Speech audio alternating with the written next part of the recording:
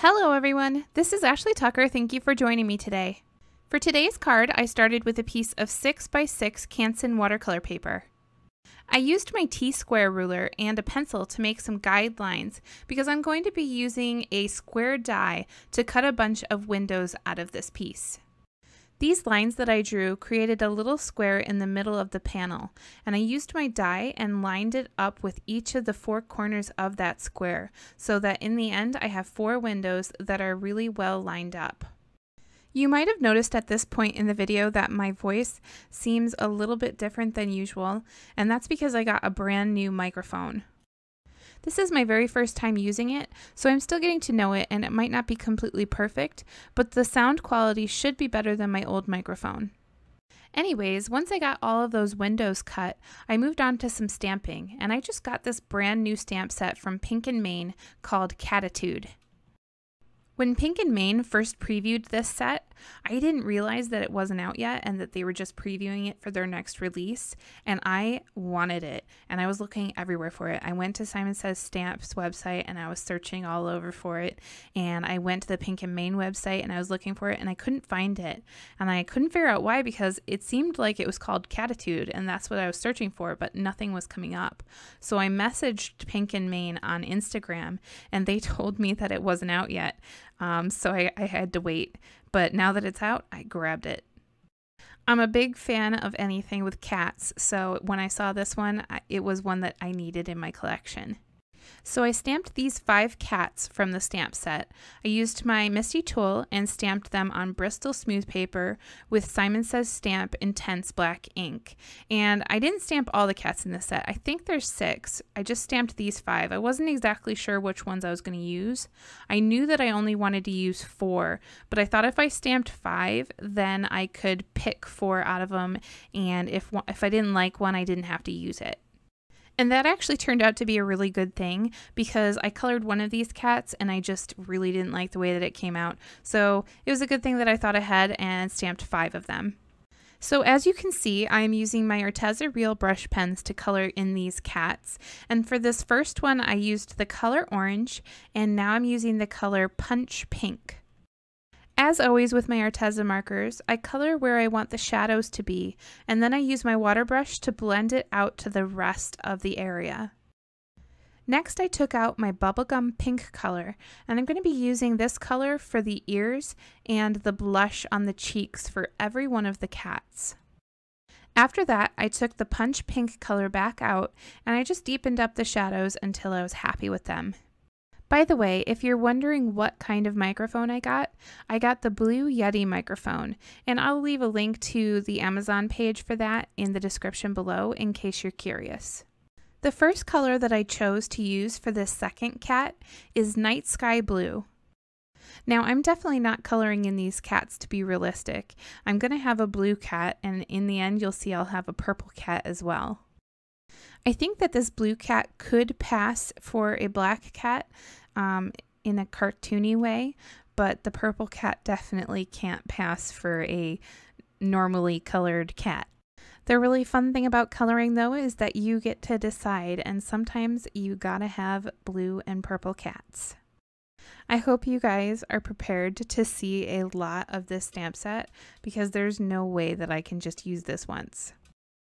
Another stamp set that they released at the same time as this one is called Diggity Dog, and it's very similar to this one except for it's got dogs, and I almost bought that one too. I might end up buying it in the future, but for now I just got the cats one. I do like dogs, but generally I'm more of a cat person. This next color that I'm using is the Parma Gray color. Normally when I'm coloring with my Arteza markers, I start with my lighter colors and then I go to my darker. But with this cat, I started with the darker color and then used the lighter color. So it was a little bit different for that one.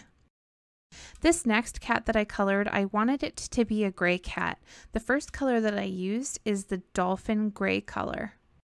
I started out really light with this first color because I know that I could always add more. You can't take away as easily. You can if you try, like if you add some water and then kind of pull it up with a paper towel, but it definitely is easier to add more than it is to take away. This second gray color that I used for this cat is the elephant gray. When I added my darker colors for these cats, I looked a lot at the details of the illustrations. These particular stamps have details that kind of guide you where to put your darker colors. I did also add some shadows where I thought that they needed to be, regardless of where those detail lines are. I think that those detail lines mostly are there to create some tonal difference in the fur. When we come to this next cat, you'll see that I have that other cat up in the top corner colored in, and that's the cat that I decided not to use. I wasn't happy with the way that it came out. I think it was just a little bit too dark. So when I do this next cat, I'm going to do it purple just like I did that one, but I'm going to try and keep the colors a little bit lighter. The purple that I chose to use for this cat is the thistle purple, and that's actually the only color that I end up using on this cat other than for the blush and the ears. In order to get some tonal differences with this one purple marker, for the shadowed areas I just didn't add very much water at all, just a little bit to blend it out. And then for the lighter areas I colored my marker onto my block and added a bunch of water, and then I painted it onto those lighter areas. Once I had all of the coloring done, I took out my white gel pen and I added some highlights. It's probably really difficult to see in the video, but I also added 3 little dots on each of the cat's cheeks right where the blush is. I used some scissors to fussy cut each one of these cats out, and for this blue cat you'll see that I did not cut those little music notes out. They're very cute, but they don't really work well when you're fussy cutting, so I just left them completely out for this card. I'll probably end up using them in a future video, but not for this one. Next I took out a piece of Bristol smooth paper and I'm going to do some ink blending on it with my Distress Oxide inks. When I first started blending this, I had out the colors Peacock Feathers and Evergreen Bough, but about halfway through I decided I really didn't want the Evergreen Bough color so much, so I started blending over it with the Peacock Feathers, and then I took out the Faded Jeans color and I started blending over it even more, and by the end of the blending you can barely see the Evergreen Bough.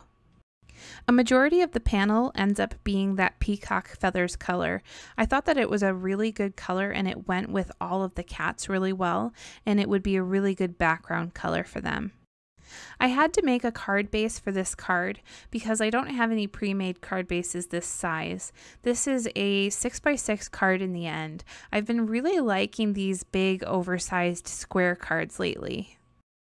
I did have to make this card base out of Canson watercolor paper just because all of my other cardstock for card bases is 8.5 by 11, so none of it was big enough, so that's why I had to use the watercolor paper. I used my ATG gun to adhere that blended panel onto my card base. I made sure that when I placed it, it would line up with these windows on the next panel, and then I used some foam tape to pop up that panel. If you look closely, you might notice that there is some acetate on these windows, but I ended up removing that acetate before I get to the next step. The reason I decided to remove the acetate is I originally put the acetate there so that it would be easier to glue these cats on, but it actually made it harder because they were sliding around and getting that acetate all dirty, and then it just looked grimy and gross, so I removed it, and then I used some foam tape instead to pop up these cats. It's really funny because I put that acetate there to make it easier on myself, and in the end it made it so much harder, and it was much easier to just use the foam tape to pop these guys up. I have glued critters onto acetate many times before, but for some reason today it just wasn't working out. Have you ever had one of those days where things just aren't working out? Today was one of those days. And any of the parts that kind of overhang onto the frame, I used Tombow glue to adhere those down. Okay, so next I'm going to work on a sentiment, and I'm going to be heat embossing one of the stamps from the Catitude set, and it says, "What's Mew?" Like what's new, but what's Mew? Because they're cats. Get it? Anyways, I embossed that in a white embossing powder, and then I used my foam tape to pop up the strip right inside that window where the sleeping cat is. Because the cat's sleeping, there was a lot of room left over in the window, so I thought that that spot was really perfect for the sentiment.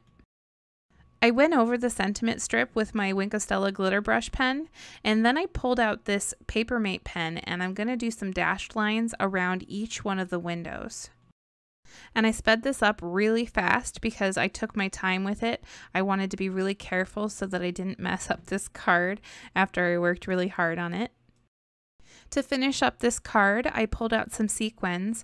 I wanted to use 3 clear sequins in different sizes. I didn't want to go overboard, so I only used 3. And I put those on using my tweezers and my Tombow glue. And after that, this card is all done. Thank you for watching today. I hope you really enjoyed this fun cat card. All of the supplies that I used today can be found in the description down below. If you enjoyed watching, please be sure to hit the subscribe button so that you can see all of my future videos. Also, go ahead and leave a comment. Let me know what you think of the card, and also let me know if you have any feedback on my microphone.